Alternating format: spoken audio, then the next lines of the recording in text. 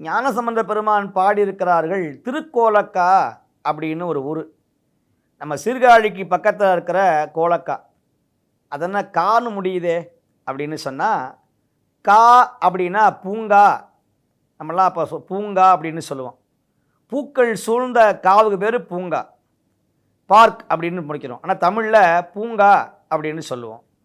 கா அப்படின்னா சோலைகள். கோலம்னா அழகு, அதனால தான் கோலம்னே பேர் வந்தது.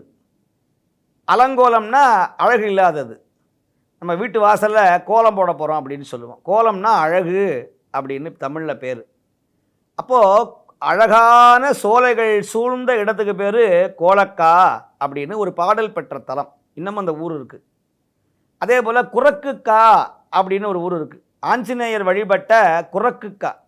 அது கும்பகோணம் பக்கத்தில் இருக்கிற குரக்குக்கா. அடுத்தது நெல்லிக்காய். நெல்லிக்காய்னா நெல்லிக்காய் கிடையாது, நெல்லி மரங்கள் சூழ்ந்த ஒரு சோலை.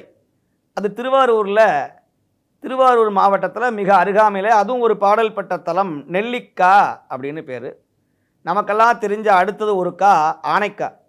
இந்த ஆனைக்கா என்பது திருவானைக்காவல் என்று மருவி போயிடுச்சு.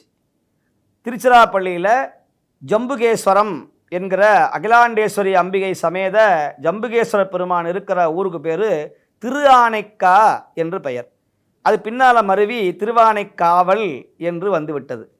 இப்படி இந்த கா அப்படின்னு முடிகிற தலங்கள் 4: ஆனைக்கா, நெல்லிக்கா, குரக்குக்கா, இப்போ நான் சொன்ன இந்த கோலக்கா.